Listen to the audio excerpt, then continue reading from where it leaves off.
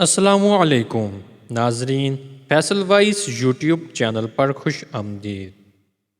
ناظرین، جیسے کہ اسلام میں جمعہ عزت والا ہے، عیسائیوں کے لیے اتوار اور ہندوؤں کے لیے منگل، اسی طرح یہودیوں کے لیے ہفتے کا دن محترم تھا، مگر فرق اتنا ہے کہ اسلام میں صرف ان لوگوں پر جن پر جمعہ کی نماز فرض ہے، جمعہ کی پہلی اذان سے ختم نماز تک وہ دنیاوی کاروبار کرنا حرام ہے جو نماز میں دخل انداز ہوں۔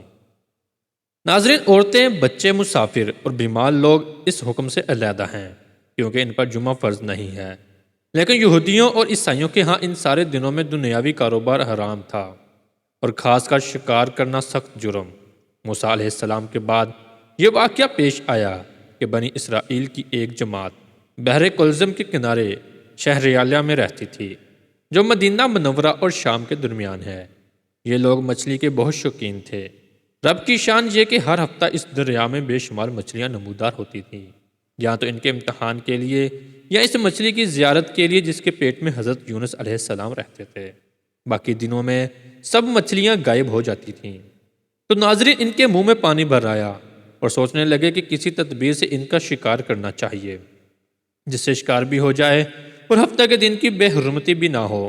آخر ان عقل مندوں نے یہ حلیہ سوچا کہ دریا کے ارد گرد بہت سے گہرے غار کھود دیے اور دریا سے اس غار تک نالیاں بنا دیں۔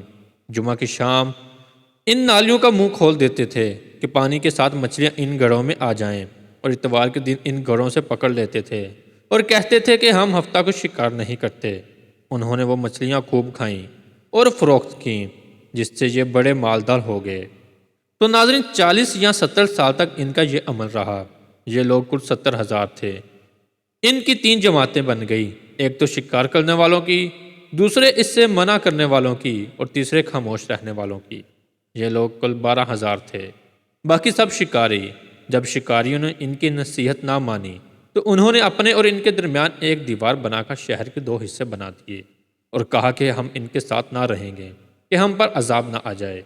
یہاں تک کہ داؤد علیہ السلام کا زمانہ آ گیا۔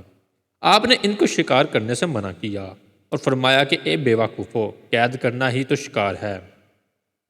جیسے کوئی ہرن کا جال میں پھانس لے اور اس نے شکار کر لیا، کھائے یا نہ کھائے، اور کھائے تو آج ہی کھائے یا کبھی دوسرے وقت۔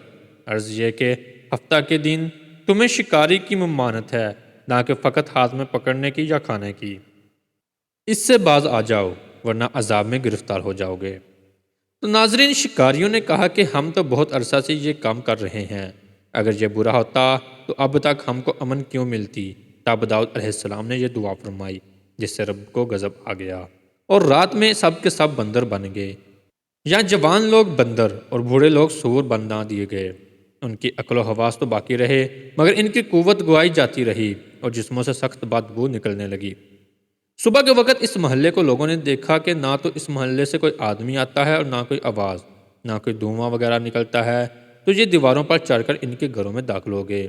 وہ بندر ان کو دیکھ کر ان کی طرف دوڑے اور ان کے قدموں سے لپٹنے لگے اور ان کے کپڑے سونگھتے اور روتے تھے۔ ان لوگوں نے کہا کہ کیا ہم نے تمہیں شکار کرنے سے منع نہ کیا تھا؟ وہ بندر سر ہلاتے اور آنسو ان کے رخساروں پر بہتے تھے۔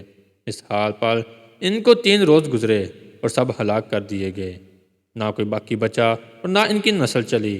لوگوں میں یہ مشہور ہے کہ موجودہ بندر انہی کی نسل میں سے ہے، لیکن یہ غلط ہے۔ ان سے پہلے بھی بندر تھے اور یہ موجودہ بندر ان سے پہلے بندروں کی اولاد میں سے ہی ہیں، کیونکہ صحیح روایت میں ہے کہ کوئی مسخ شدہ قوم 3 دن سے زیادہ نہیں جیتی، نہ کھاتی ہے نہ پیتی ہے اور نہ ہی اس کی نسل چلتی ہے۔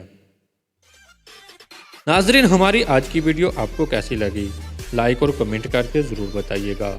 ملتے ہیں اپنی اگلی نئی ویڈیو میں، تب تک اپنا بہت سارا خیال رکھیے گا۔ اللہ حافظ۔